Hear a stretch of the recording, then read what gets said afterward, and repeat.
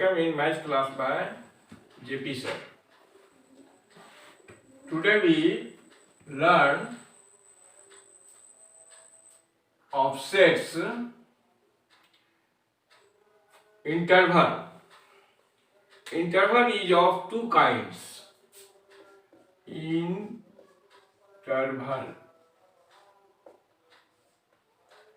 ये इंटरवल जो है मेनली टू काइंड्स का होता है, क्लोज इंटरवल और ओपन इंटरवल। उसके बाद होता है open close, close open interval. तो एग्जांपल से हम आपको समझा रहे हैं कि ये क्लोज इंटरवल, क्लोज इंटरवल 3-8 इसको ग्रेटर ब्रैकेट से दिखाएंगे और इसका मतलब क्या होगा, तो सेट के रूप में x such that x belongs to n and x less than equal to 8 greater than equal to 3। यानी वह नंबर जो 3 से लेके 8 के बीच में हो।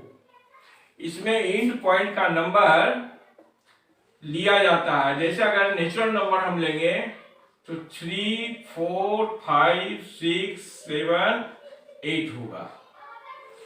अगर x belongs to r real number हो तो 3 और 8 के बीच में इनफाइनाइट नंबर्स हो सकता है। उसी तरह open interval, open interval 3-8। Open interval को ओपन बिग ब्रैकेट से लिखा जाता है या स्मॉल ब्रैकेट से भी लिख सकते हैं 3-8। इसका मतलब होगा वह नंबर नेचुरल नंबर में अगर शो करेंगे तो x such that x belongs to n and x greater than 3 less than 8। मतलब ओपन इंटरवल में एंड पॉइंट का नंबर शामिल नहीं रहता है, उसके बीच का नंबर को लिया जाता है 4, 5, 6, 7। ये ओपन इंटरवल को सेट में बदल के लिखना है, सेट को ओपन में बदल के लिखना है और ये आपको आगे जाके जरूरत पड़ेगा जब हम लोग मैक्सिमम मिनिमम वगैरह पढ़ेंगे। थर्ड है ओपन क्लोज इंटरवल। तो देखिए लेफ्ट साइड में ओपन है और लेफ्ट राइट साइड में क्लोज है 3-8। हम इसी नंबर को लेकर आगे बढ़ा रहे हैं। तो इसमें कौन सा नंबर होगा, 3 नहीं होगा, 3 के साइड ओपन है तो 3 छोड़ करके उसके आगे का नंबर 4, 5, 6, 7 और 8 के साइड क्लोज है तो 8 आपका इस सेट में आएगा। उसी तरह से अगर कहा जाए क्लोज, नेक्स्ट है fourth type close open interval, यानी हाफ क्लोज है हाफ ओपन है। तो इसको सिंबल में लेफ्ट साइड में क्लोज ब्रैकेट दिखाइए और राइट साइड ओपन ब्रैकेट। इसमें कौन सा वैल्यू हम लोग लेंगे, तो 3 से लेकर जो 8 से कम हो, 3 इंक्लूड होगा इसमें क्योंकि 3 के साइड क्लोज है। 3, 4, 5, 6, 7, 8 नहीं लेंगे क्योंकि 8 के साइड में ओपन लिया गया है। ये 4 तरह का इंटरवल हमने आपको बताया, close interval, open interval, open close interval, close open interval, जिसको हमको आगे यूज में आएगा। अब हम लोग ऑपरेशन ऑन सेट्स पढ़ेंगे। ऑपरेशन, ऑपरेशन का मतलब आप समझते होंगे, मैथमेटिक्स में ऑपरेशन को हिंदी में बोला जाता है संक्रिया। संक्रिया, जो हम लोग संक्रिया करते हैं, जैसे अलजेब्रा में,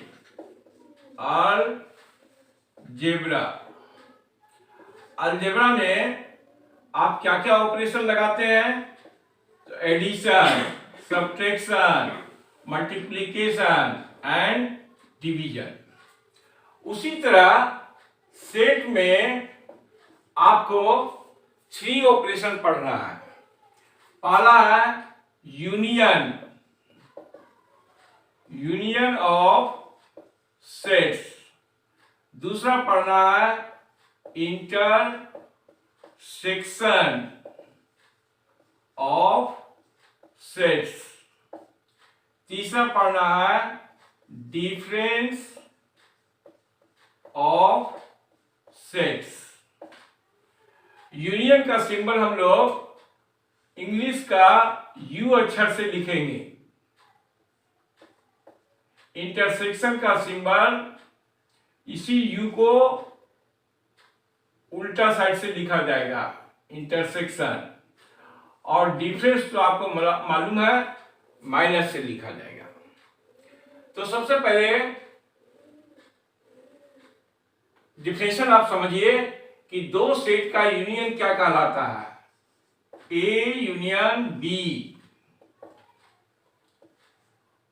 x such that X belongs to A और एक्स बिलोंग्स टू बी।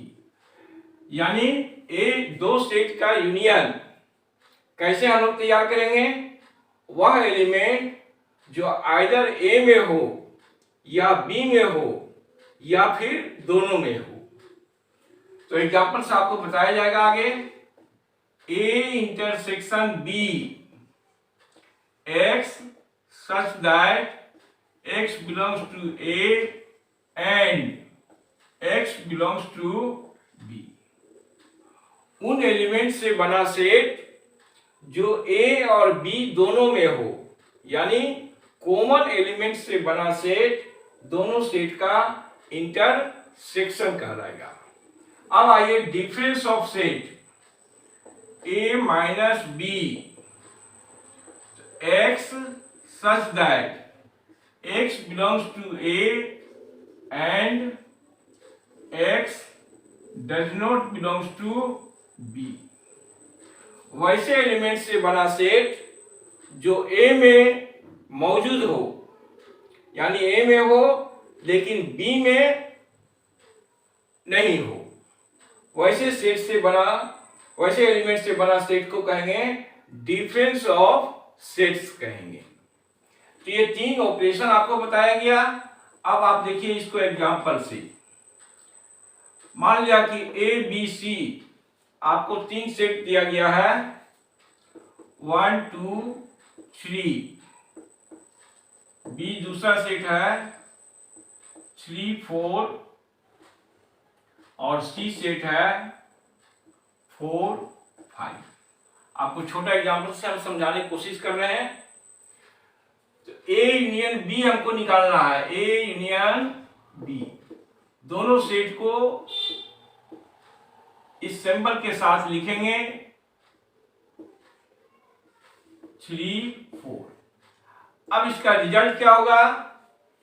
तो वह एलिमेंट जो ए में हो या बी में हो, तो 1 ए में है 1, 2 बी में नहीं है 2 भी लिखेंगे, 3 देखिए दोनों में है तो 3 लिखेंगे, फिर 3 लिखेंगे, 4 लिखेंगे। अब ये देखिए 3 आपने 2 बार लिख दिया। तो आपको डिफिनेशन में समझाया गया होगा कि repetition of element does not change the set. इसलिए जो कॉमन एलिमेंट है 3, उसको 2 बार नहीं लिखना है, आपको 1 बार लिखना है। यानी आप ऐसे भी समझ सकते हैं कि दो सेट का यूनियन निकालना है तो दोनों सेट के एलिमेंट को मिला के लिख देना है, यानी दोनों सेट के एलिमेंट को जोड़ के लिख देना है। अब अगर ए इंटरसेक्शन बी निकालना है।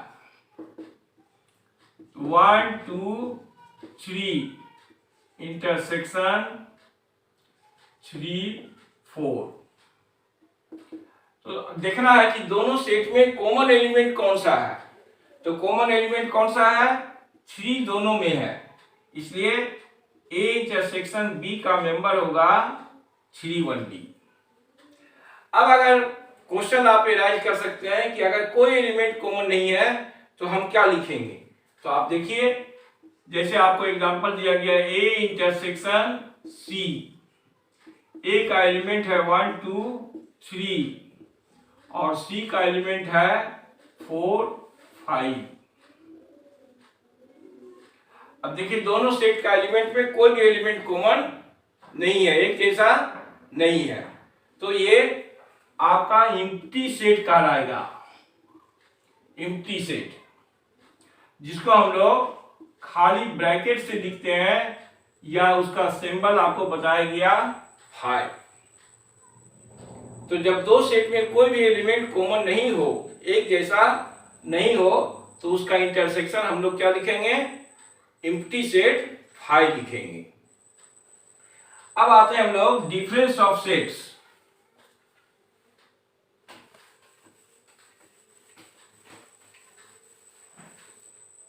ए माइनस बी, इसको आप सिंपल में बोल सकते हैं ए माइनस बी या difference of A and B बोल सकते हैं। तो हमने क्या डिफरेंशियल बताया कि उन सदस्यों से बना सेट, उन एलिमेंट से बना सेट जो ए में हो लेकिन बी में नहीं हो। तो आप देखिए 1 ए में है, बी में नहीं है, इसलिए 1 को लिखेंगे। 2 ए में है, बी में नहीं है, तो 2 को लिखेंगे। 3 ए में भी है, बी में भी है, तो उसको छोड़ देंगे। अब ये 4 जो है, इस पर ध्यान नहीं देना है, 4 बी में है, ए में नहीं है, तो आपको हमेशा कंसीडर करना है फर्स्ट सेट को। डिफरेंस ऑफ टू सेट में किसको हम लोग कंसीडर करेंगे? फर्स्ट सेट को देखेंगे। ठीक उसी तरह से b माइनस ए अगर हमको निकालना है तो b सेट का एग्जांपल है 3 4 और a सेट का एग्जांपल है 1 2 3। अब देखिए ओ एलिमेंट यहां लिखेंगे जो b में रहेगा, c में नहीं रहेगा, a में नहीं रहेगा।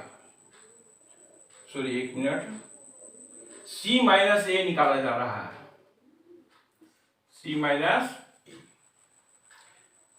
तो 3 दोनों में है, तो 3 को नहीं लिखना है। 4 c में है, a में नहीं, इसलिए केवल क्या होगा? 4 होगा। ये आगे 1 और 2 को नहीं देखना है, आपको हमेशा फर्स्ट सेट पर फोकस करना है कि वह एलिमेंट जो फर्स्ट सेट में हो सेकेंड सेट में नहीं हो। अगर दोनों में है तो उसको छोड़ देना है और फर्स्ट सेट में जो रेस्ट एलिमेंट है उसको लिख देना है। तो इस तरह से हमने आपको बताया कि दो सेट का यूनियन, इंटरसेक्शन और डिफरेंस किस तरह निकाला जाता है। अब आएंगे हम लोग कुछ प्रॉपर्टी होता है।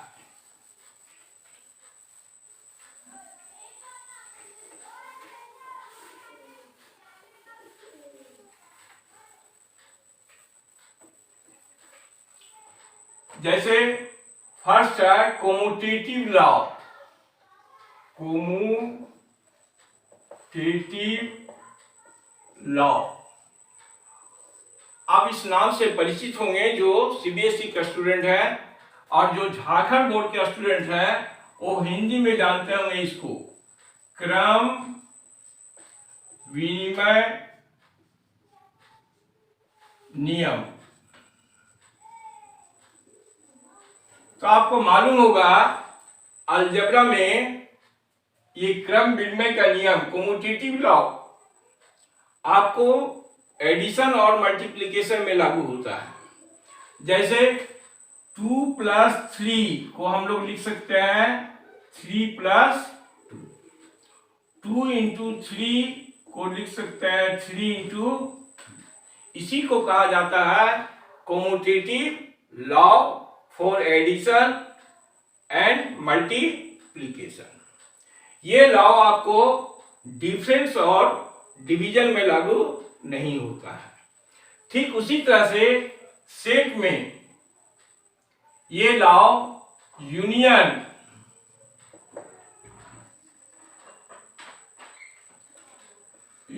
के लिए लागू होगा, इंटरसेक्शन में लागू होगा, लेकिन डिफरेंस में लागू नहीं होगा। दो सेट का डिफरेंस जो है वो कम्यूटेटिव नहीं होता है। अभी आपने एग्जांपल में देखा होगा। तो इसको एग्जांपल से वेरीफाई करना रहता है कि वेरीफाई कीजिए A union B equal to B union A। तो बहुत आसान है, आप उसको प्रैक्टिस कर सकते हैं। कोई भी एग्जांपल लेकर के एक बार लेफ्ट साइड तैयार कीजिए, दूसरे बार राइट साइड तैयार कीजिए, दोनों एक जैसा सेट मिलेगा, वेरीफाई हो गया। आइए देखते हैं सेकेंड लॉ, जिसका नाम है एसोसिएटिव लॉ। इसको हिंदी में पढ़ा जाता है सहचर्य का नियम। अब सहचर्य का नियम क्या है? तो जो अलजेब्रा में आप जानते होंगे कि अगर दो ऑपरेशन लिया जाए, एक इंटू और दूसरा प्लस, 2 इंटू सॉरी 3 नंबर लिया जाए 2 3 4, तो 2 प्लस 4 3 प्लस 4 इस तरह से ऐड किया जाए, या इसको इस तरह से ऐड किया जाए 2 प्लस 3 4 प्लस 4, तो दोनों का रिजल्ट क्या आएगा? सेम आएगा। अगर एलएचएस में ऐड करेंगे तो 2 प्लस 7 आगे जाके 9 मिला। आरएचएस में ऐड करेंगे 2 प्लस 3 5 होगा, 5 प्लस 4 9 होगा। तो ये एडिशन के लिए आपका लागू होता है, अप्लाई होता है, मल्टीप्लिकेशन में अप्लाई होता है, लेकिन डिफरेंस और डिवीजन में अप्लाई नहीं होता है। ठीक इसी तरह से हम लोग सेट में देखेंगे कि ये लॉ जो है यूनियन और इंटरसेक्शन के लिए अप्लाई होता है, अप्लीकेबल है। तो 3 सेट हम लिए A B C,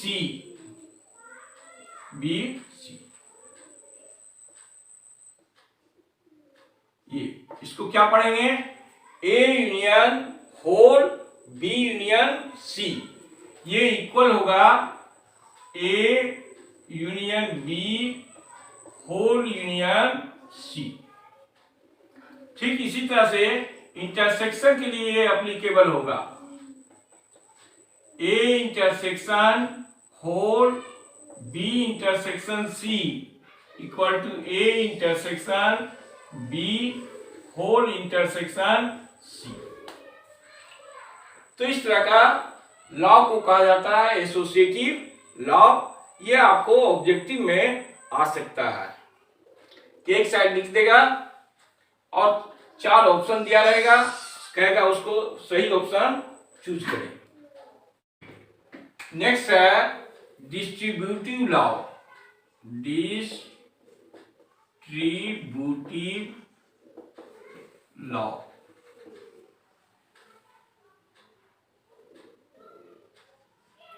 इसको हिंदी में बोला जाता है वितरण का नियम।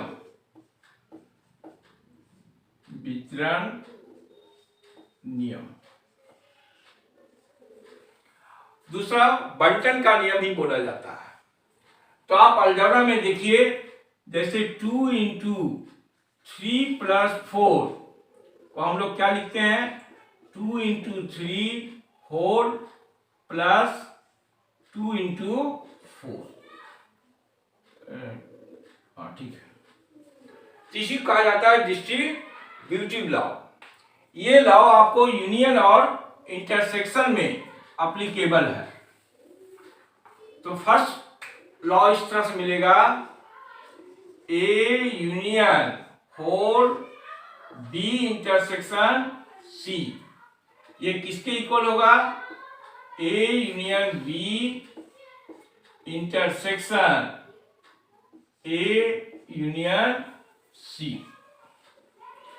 ठीक इसी को अगर यूनियन इंटरसेक्शन को इंटरचेंज कर देंगे तो सेकेंड लॉ तैयार होगा, A intersection whole B union C equal to A intersection B whole union A intersection सी।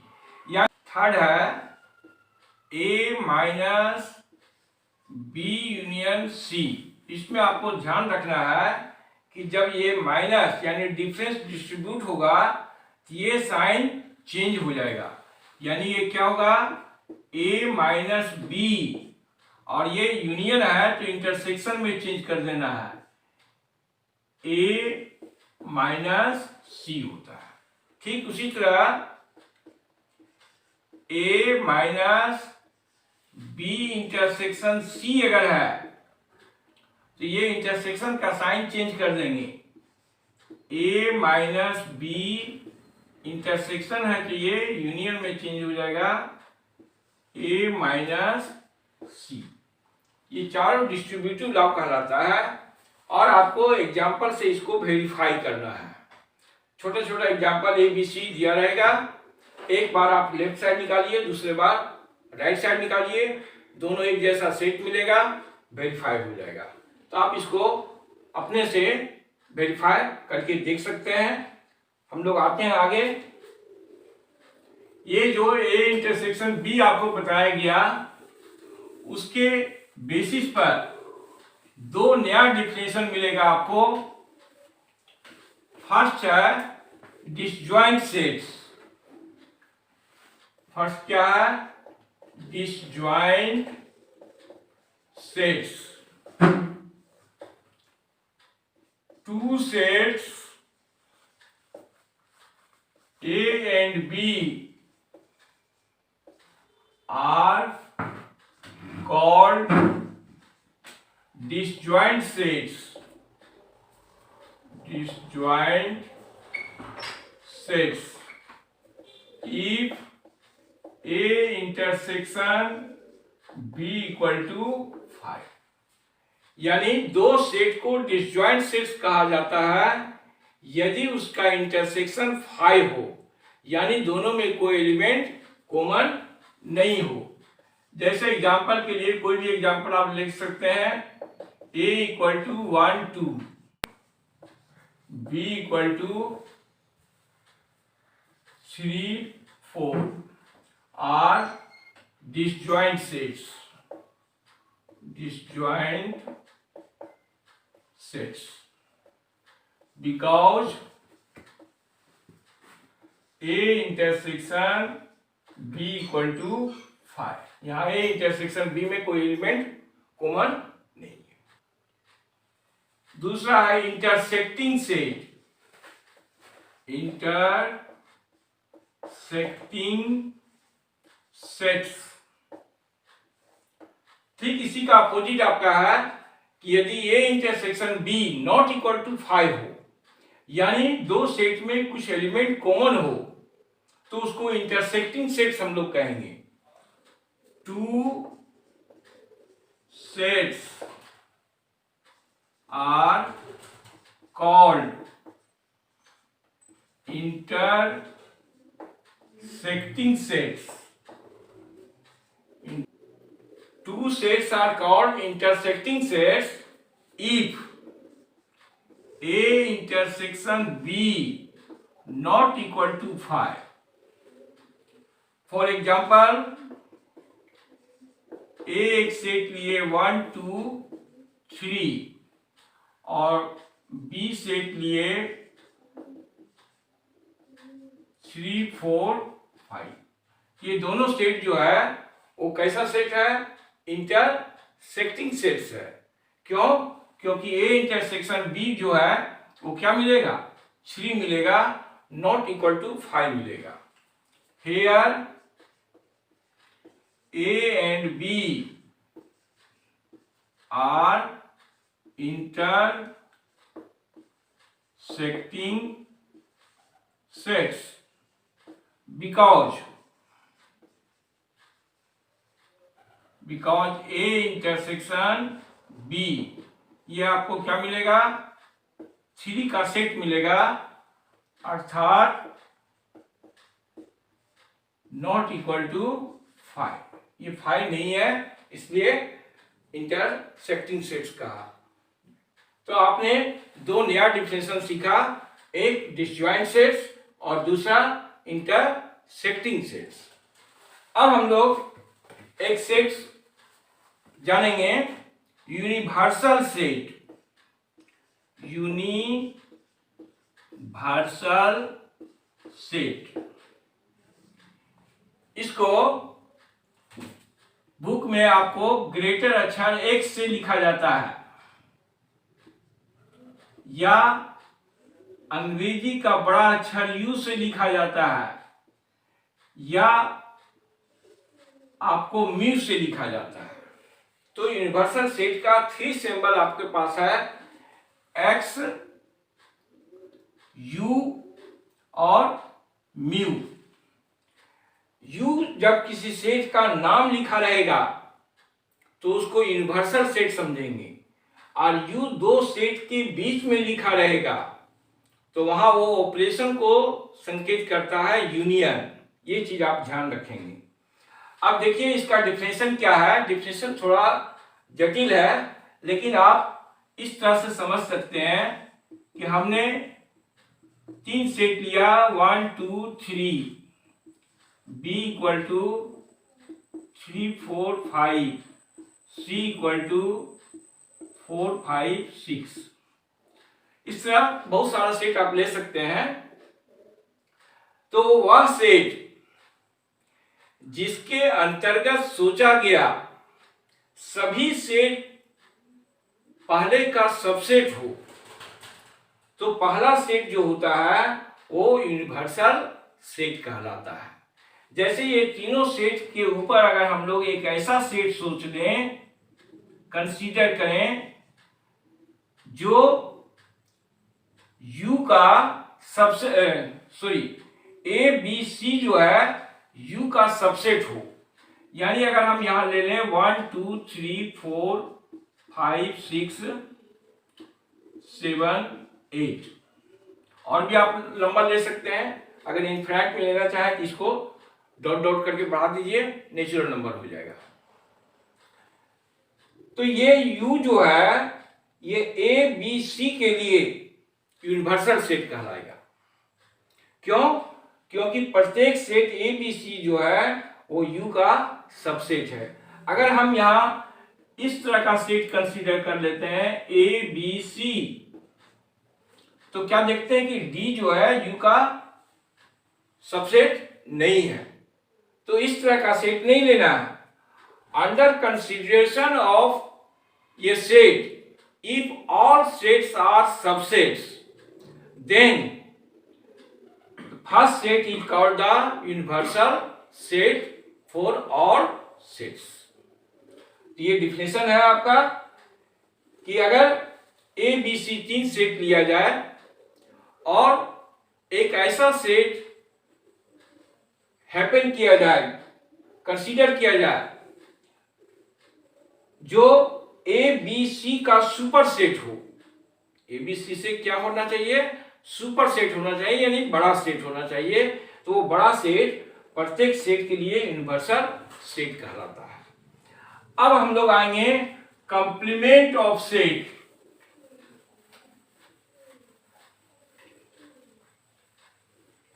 एक टर्म आपको जानना है, कंप्लीमेंट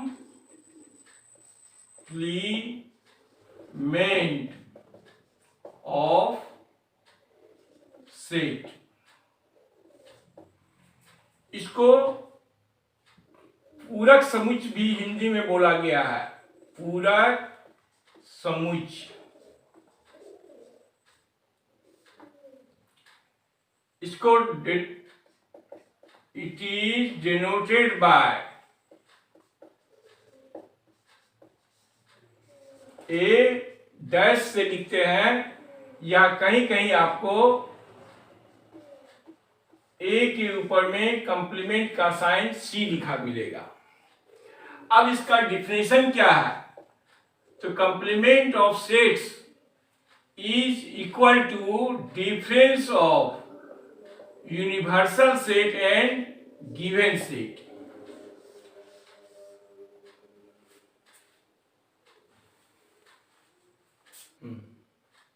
तो अभी हम लोग नीचे एग्जांपल के थ्रू कंप्लीमेंट ऑफ सेट निकालना सीखेंगे, लेकिन उसके पहले कुछ प्रॉपर्टी होता है, उसको आप जान लें। Property of complement.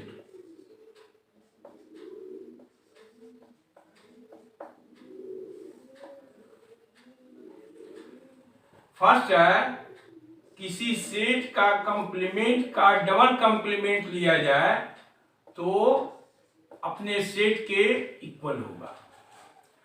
दूसरा है जिसको कहा गया D Morgan's law, Morgan's law. ये क्या कहता है? डी मॉर्गन आपका एक मैथमेटिशियन है जिसने इस लॉ को इन्वेंट किया, जिसके मेमोरी में उस लॉ का नाम रख दिया गया है डी मॉर्गन्स लॉ। ये कहता है कि complement of union of two sets is equal to intersection of their complement. क्या कहता है? Complement of union of A and B is equal to intersection of their complement. Similarly, अगर intersection रहेगा A intersection B का dash यानी complement, तो किसके equal होगा? A dash intersection B dash. इसको कहा गया डी मॉर्गन्स लॉ। अब हम लोग कुछ एग्जांपल से देखते हैं। जैसे ये एग्जांपल हमने आपको दिया है, इसी से आपको हम बतला रहे हैं आगे।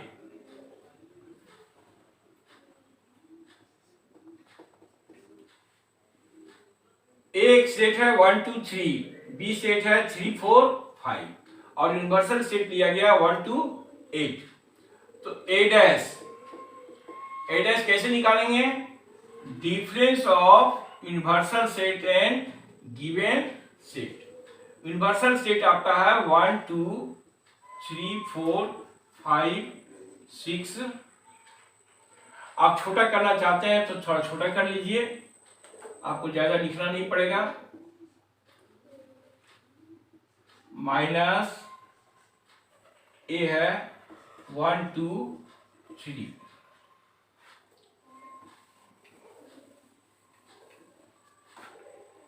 तो दो सेट का डिफरेंस अभी आपने पढ़ा कि उस एलिमेंट से बना सेट जो फर्स्ट में हो सेकेंड में नहीं हो। तो 1 2 3 देखिए फर्स्ट में भी है, 1 2 3 सेकेंड में भी है, उसको ओमिट कर देंगे, छोड़ देंगे, तो क्या हमको बचेगा? 4 5 6 4 5 6 ये।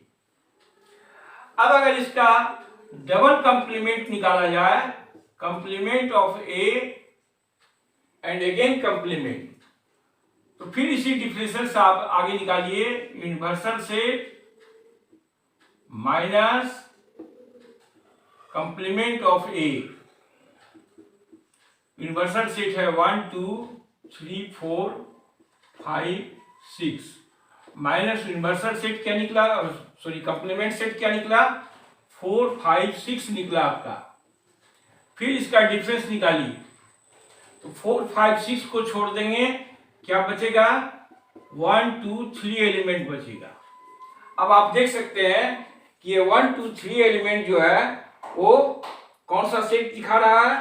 ए को दिखा रहा है, यानी इसको ए लिख देंगे। इस तरह से आपका वेरीफाई हो गया। A double dash equal to A is verified. इसी तरह आपको जितना भी लॉ बताया गया है एग्जाम्पल के थ्रू वेरीफाई करना है। हम आपको एक डी मोर्गन्स लॉ का वेरिफिकेशन बतला रहे हैं। देखिए क्वेश्चन आपके सामने है, ए बी और यू तीन सेट रोस्टर फॉर्म में दिया हुआ है, जिसका एलिमेंट है ए बी सी डी, और यूनिवर्सल सेट का एलिमेंट आपका है A B C D E. तो आपको डी मोर्गन्स लॉ को वेरीफाई करके दिखाना है। आपको ए बी सी जो एग्जाम्पल दिया हुआ है वो आपको सेट बिल्डर फॉर्म में भी लिखा रह सकता है। तो सबसे पहले आपको सेट बिल्डर फॉर्म को चेंज करके रोस्टर फॉर्म में बदल लेना है, यानी उसके एलिमेंट को पहले लिख लेना है, उसके बाद हम लोग वेरीफाई करेंगे। तो आइए पहले निकालते हैं ए डैश कंप्लीमेंट ऑफ ए। ये आपको क्या बताया गया, universal set minus given set. Universal set आपका है ए बी सी डी ई, और ए है आपका ए बी सी। तो आपने जान गया होगा कि दो सेट का डिफरेंस कैसे निकालते हैं। कॉमन एलिमेंट को छोड़ देते हैं और फर्स्ट सेट के रेस्ट एलिमेंट को लिख दिया जाता है। तो ए बी सी आपका कॉमन एलिमेंट है, उसको छोड़ देंगे, क्या मिलेगा, डी और ई। इसी तरह से बी डैश निकाल लेंगे, u माइनस बी। u को आप लिख लेंगे A B C D E, minus B में है B C D. B C D को छोड़ दीजिए तो क्या बचेगा, ए और ई बचेगा। इस तरह हमारा निकल गया ए डैश बी डैश। अब हम लोग जिस लॉ को वेरीफाई करना है, अगर फर्स्ट लॉ को वेरीफाई करना है तो ए यूनियन बी को निकाल के रख लेंगे, A B C union B C D. ये आपको क्या मिलेगा, सभी को मिला के आप लिख दें ए बी सी, बी और सी दोनों में है, उसको एक बार लिखना है, D A B C D. अब आप एक बार एलएचएस ले, दूसरी बार आरएचएस ले। आप चाहें तो सीधे एलएचएस लेके भी बढ़ सकते हैं।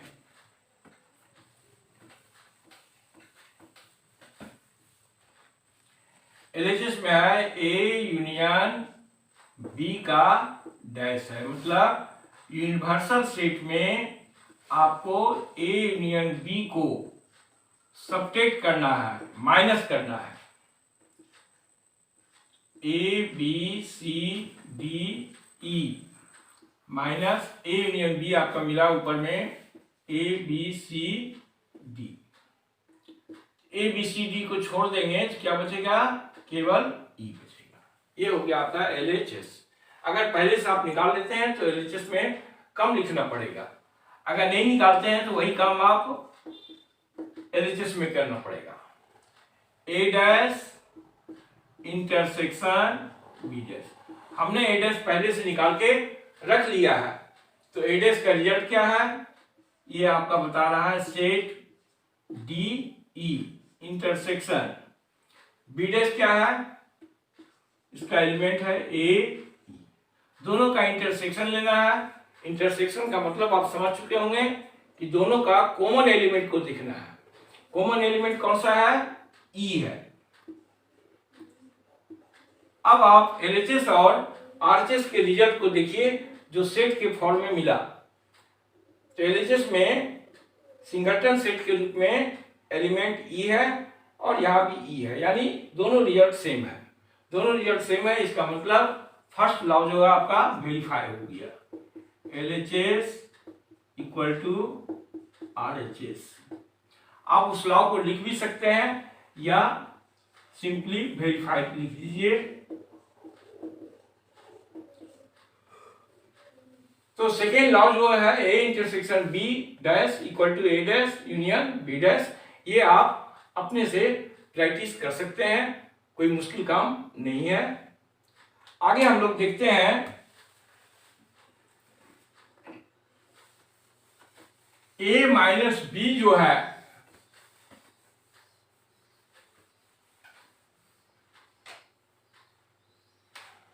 दो सेट का डिफरेंस ए माइनस बी, ये ए इंटरसेक्शन बी डैश के बराबर होता है। इस रिजल्ट को आप याद रखेंगे, आपको ऑब्जेक्टिव क्वेश्चन में काम आएगा। ए माइनस बी को हम लोग क्या लिख सकते हैं, ए इंटरसेक्शन बी डैश लिख सकते हैं। आप इसको एग्जांपल से चेक भी कर सकते हैं। जैसे ए माइनस बी पहले निकाल देंगे, A minus B, A B C minus B C D, B और सी को छोड़ देंगे तो क्या मिलेगा हमको, सिर्फ ए मिलेगा। अब ए बी डैश को पहले निकाल के रख लीजिए, universal set minus B, universal set क्या आता, ए बी सी डी ई, और बी क्या है, बी है बी सी डी है।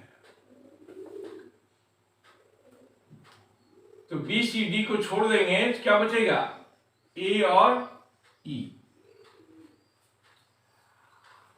अब राइट साइड निकाल लीजिए, ए इंटरसेक्शन बी डैश, ए है ए बी सी इंटरसेक्शन, आपका बी डैश निकला ए ई। दोनों का इंटरसेक्शन को पहचानिए, यानी कॉमन एलिमेंट को पहचानिए। कॉमन एलिमेंट क्या है, ए है। तो इस तरह से आप एग्जांपल से समझ सकते हैं कि ए माइनस बी जो है, ए माइनस बी को हम लिख सकते हैं ए इंटरसेक्शन बी डैश लिख सकते हैं।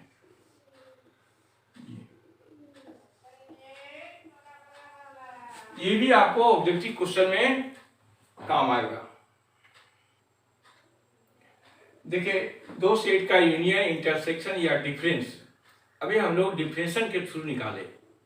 आप उसको वेन डायग्राम के माध्यम से भी निकाल सकते हैं। उसके लिए एक स्क्वायर लेंगे,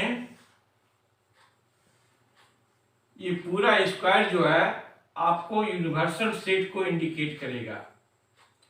अब दो सर्किल लीजिए, एक दूसरे को इंटरसेक्ट करते हुए, यदि वो सेट इंटरसेक्टिंग सेट है, अगर सेट आपका डिसजॉइंट है तो आप सेपरेट लेंगे, अलग अलग सर्किल लेंगे। तीन सेट है तो तीन सेट लेंगे। इस पहला सर्किल का नाम सेट ए लिखा गया, दूसरा सर्किल का नाम सेट बी लिखा गया।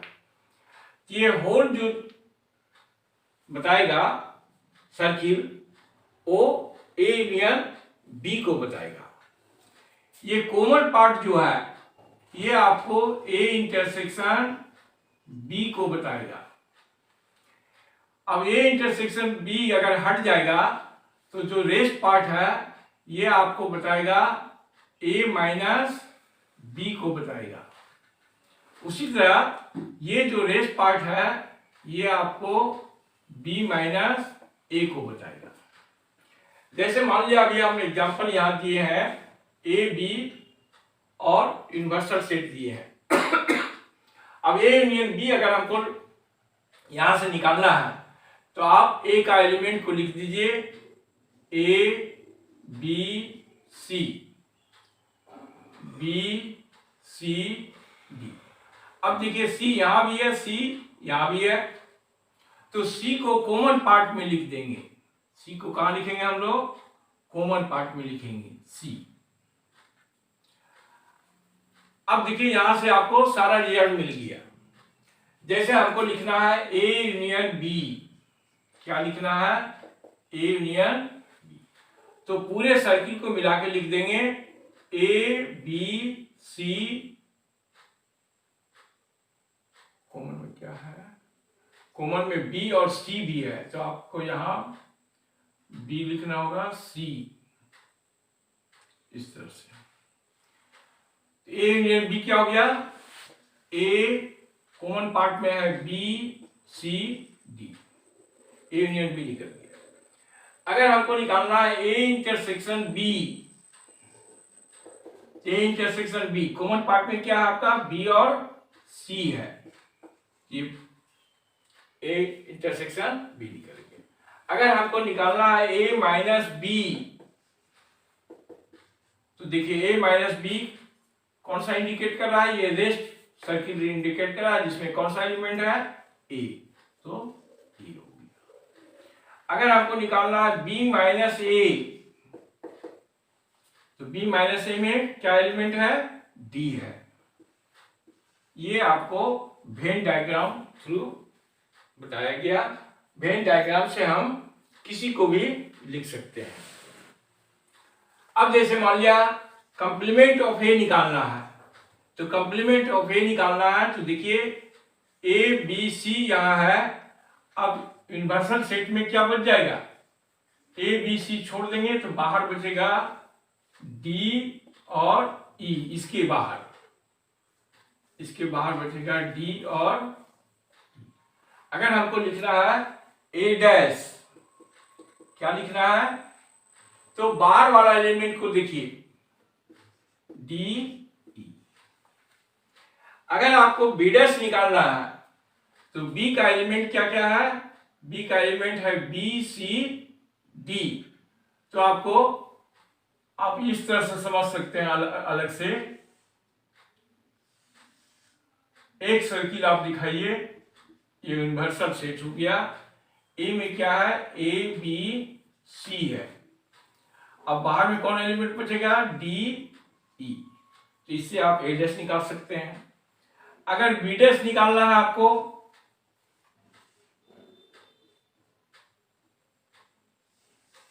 बी डैश निकालना है, तो बी में आपका है B C D, rest element क्या बच जाएगा, बी सी डी को छोड़ देंगे, ए और ई बचेगा, यानी बी डैश हो गया, ए ई हो गया। इसी को कहा जाता है वेन डायग्राम। लेकिन चूंकि अभी आपको क्वेश्चन जो 11th क्लास में आएगा ऑब्जेक्टिव क्वेश्चन आएगा, इसलिए आप फार्मूला के द्वारा जो बताया गया उससे आप वेरीफाई करेंगे, या जो लॉ बताया गया, commutative law, associative law, distributive law, D mowers law, है ना, उसी का ऑब्जेक्टिव पैटर्न पे आपको पूछा जाएगा। नेक्स्ट हम लोग मिलते हैं कार्टेशियन प्रोडक्ट ऑफ सेट्स।